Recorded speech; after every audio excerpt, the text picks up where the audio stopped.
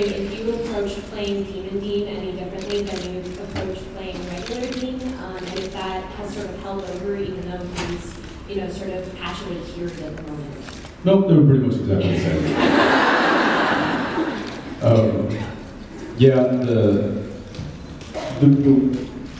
the one thing I didn't want to do was make him, because Dean was so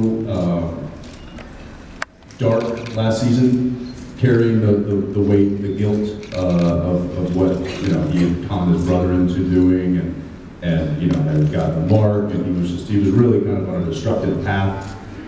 And so he was really having a difficult time last season, and that was, it came out in the story, it came out in the performance of just how dark and almost depressed like he was throughout the whole season. So the thought of taking him darker was not what I wanted to do, and I felt like that's probably what the script might call for, is to him going even darker as a demon. And I thought, well, maybe I'll do it the opposite, and I'll go much lighter, and take all of that worry away, and take all of the depression and the guilt and the baggage that he's been carrying around this whole time, remove all that. Because it makes sense, because now he's a demon, he doesn't care. And so there's this, it's like all of that was just lifted. There's no thought, there's no care, there's really, he's just kind of a free person now. He doesn't have any moral ties to anything. So I really wanted to make him just this really kind of carefree but in a weird kind of sadistic way. So I hope that came across.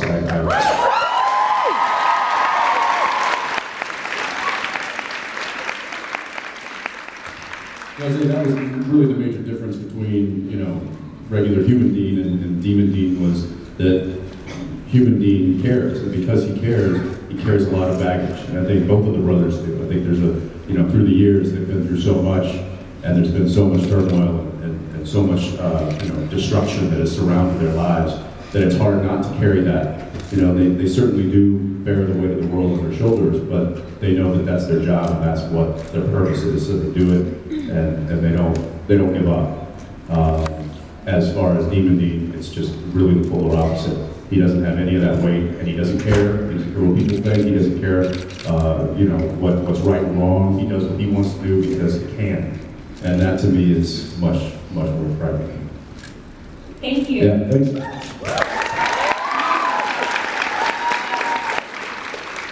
I wanted to know that, would you ever want Dean or Sam to have a solid love interest that doesn't die, or you guys murder?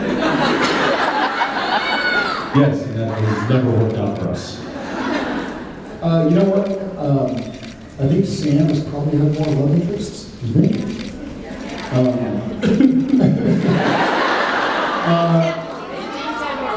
These more lust relationships.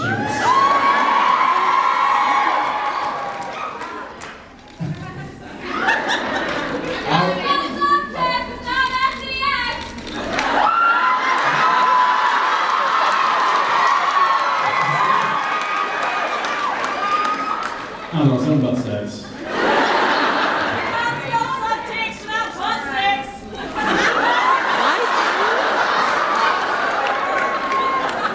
I disagree. I think you can. Use letters.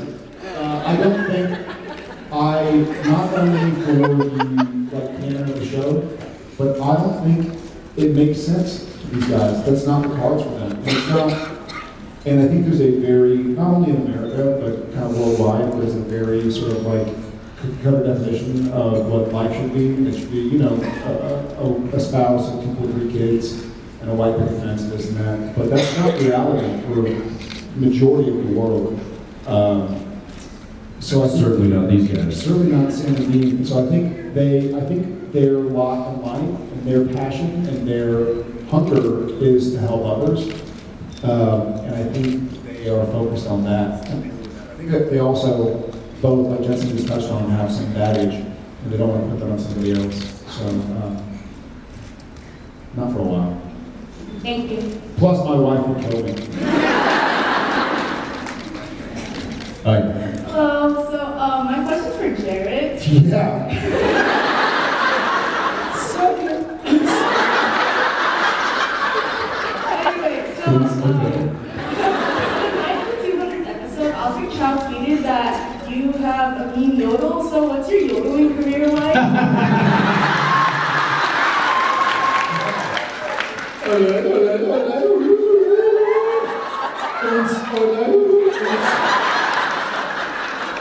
I do have a mean yodel because the Price is Right guy.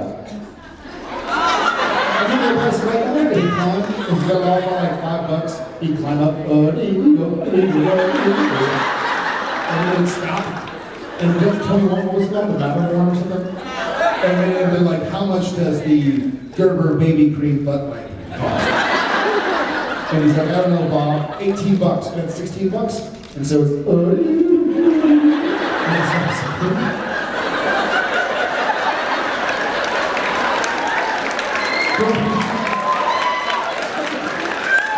don't even act like you don't want to start yodeling with me.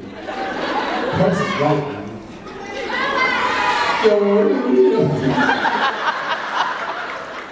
The price is wrong, is that what you're gonna do? I saw your face.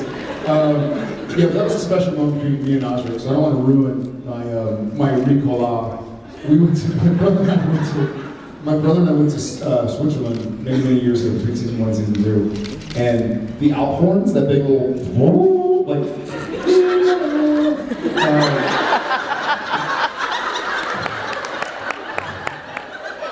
my brother bought one because he likes collecting like musical instruments from around the world. So he was like a Jordanos from Greece and like a little piano thing from China and like a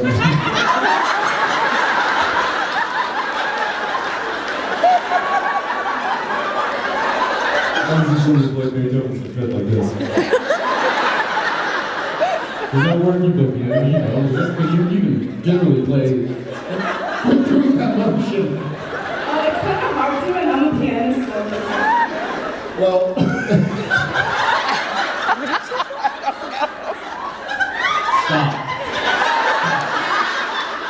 Stop. Pianist.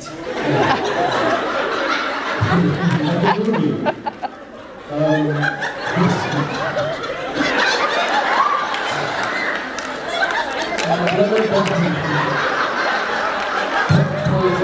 Purge it, Jensen, purge it. My brother bought an Alphorn and he spent so much money for it. That's what it's called.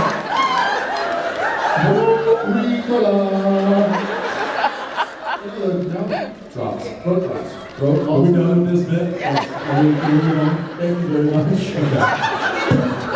Holy. Alright. Okay, conversation St. Bruce, you recommended that Jared just ask a question. So, hi Jensen and Jared. Hi. Okay, my question is, out of all the episodes you guys have filmed, which is one episode you cried the most and had to call Watching it or filming it? filming? Art. Yeah, you were annoying that day. Come on, guys.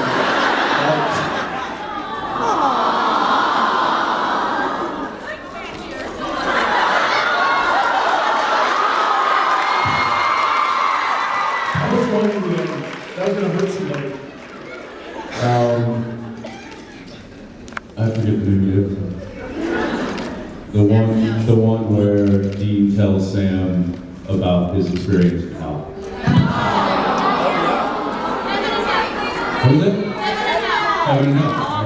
That's yeah. That was one of the that was one where I had to walk like down the road and just keep walking because like my body wouldn't stop That was hard. That was crying. Yeah. Croatoan. Remember Bob had told me back a lot. So when we shot Croatoan, and there's the scene where kind of Sam says to Dean, I'm cursed. You know, it's me. Don't try and say, well, maybe it's my fault, maybe it's my problem. For whatever reason, I kind of hit a chord, and I got to the point where I couldn't control it. It was no longer me acting. It was more like Jared crying. And it's not, but what's funny is that as an actor, you really don't want that. You want to be able to toe this fine line, it's a tightrope. You want to have that real human emotion. but you don't want to get to a place where you lose control. And so Bob Singer, who directed that episode, let me go through the take, and I lost it. And I was telling my brother to let me die because I was cursed. I don't know what happened, but it just hit me. And so Bob kind of like let me finish the tape. And he walked in very calmly, very Bob-like. He's like, "Hey, buddy, great take. Let's stop. Let's pull it back." And it was one of the best things he ever said. It's not a name drop, but what's funny is that when I did Christmas Carol with Peter O'Toole, it was a thank you. And you too. No, there was a scene where my character at the end is kind of telling him thank you and giving him a gift. And again, I kind of lost control, and it was just the way I was sort of going. And Peter O'Toole, who's one of my idols, if not my idol, pulled me aside and he was like, "Hey, I played a character named Tom." And he goes, "Leave those tears aside, those are Tom's tears, not Jared's." And I was like, it meant a lot. Because to me it was like, of course, here's Peter O'Toole telling me like, "Buddy, you're great, you're doing a great job, but save those tears for Tom. Don't let Jared spend them." And I was like, all right. So that part felt to actually I lost control of my life.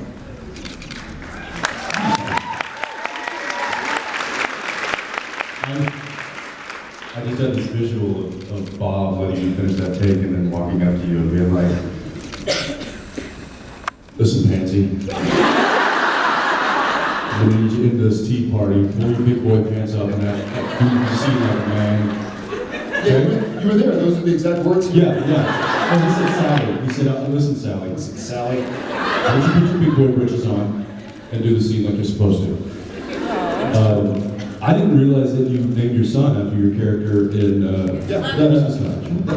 And my character in Project. Really? I played 2 Toms. How many of you played? Yeah. Tom Henry. What do you think? Were you Tom? Yes. Well, that's what I thought you named your son. How many games have you played?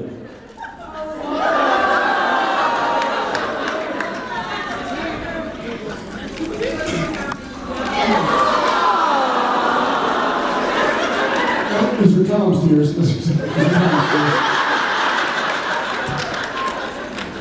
That's right. I remember that. One of my favorite stories is Jensen, me, and Kerr are going to see My Bloody Valentine in Vancouver, and we decided to walk in. It's the 2 leads of the friggin' movie, and so we decided to walk in like 2 minutes into the movie. So we're not walking. We're like, excuse me, pardon me, as like the 2 leads of the movie walk in. And so I was joking because at one point in time, someone was like, "Hey, shh," and they turn around, and I was laughing because it was 3D goggles. And my impression was like, because it's Jensen and Kerr sitting down next to each other, and my impression of the guy wearing the goggles was like, "Hey, man, these glasses are amazing." This technology is really advanced.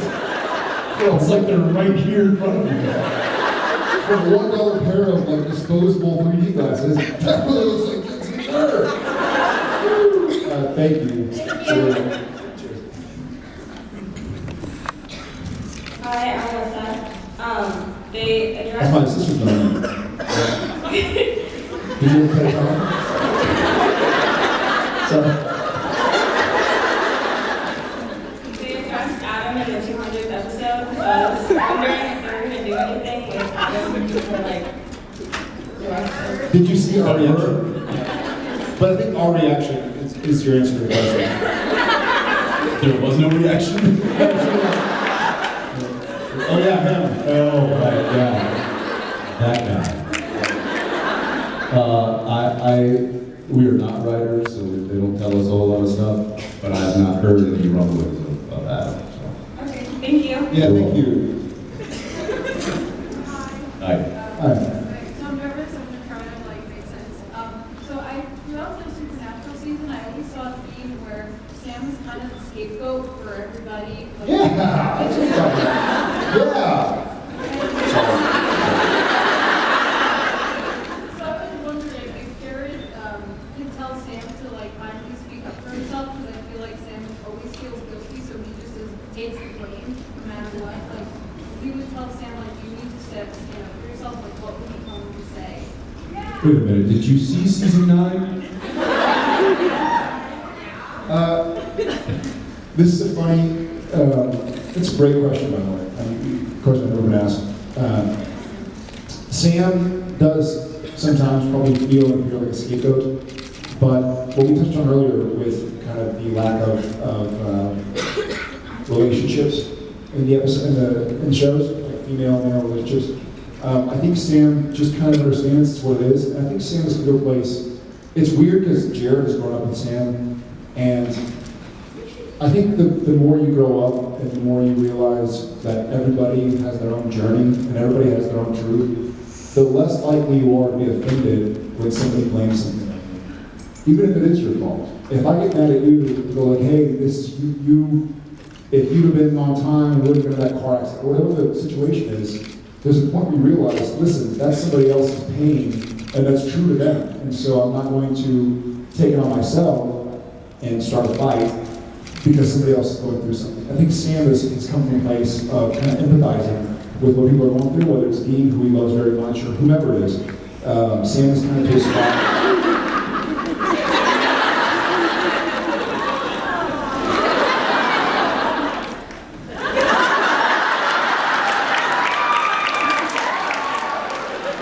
So I would tell Sam to stay on the route he is. Because I don't think he needs, I think he's past the point of starting fights. He knows where Dean's coming from. And I think when you really love, there's that great saying, you always hurt the ones you love. And so I think Sam understands. I know Sam has certainly been bad to Dean and vice versa. And so I think when Dean has his problems or casts or whatever it is, I think Sam has learned to kind of like accept somebody else's truth and move on with his own. I think he's comfortable with himself in a way he never had. Well, has Dean fully forgiven Sam for everything that's happened? No. She asked if Dean has forgiven Sam for everything. What has he done? I forgive him. I forgive him. I started the apocalypse. Yeah, I don't care. I married fake Ruby.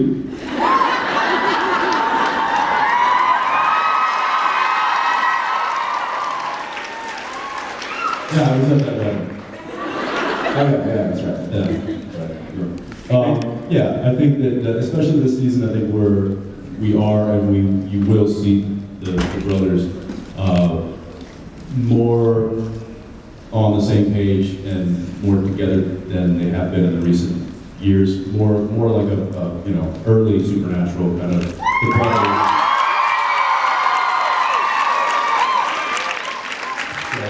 So yeah, I guess look, there's always going to be the baggage. They're always going to have the stuff that has happened to them is always going to be there. But these guys, there's a common denominator, and that is that they're family, and that will never change. So as long as they can always rely on that, I think that they can overlook any indiscretions and keep moving ahead as a unit. Do you forgive them? Do I personally forgive them? No, I'm pissed. And I understand that's his own truth. Straight line like Taylor Swift, but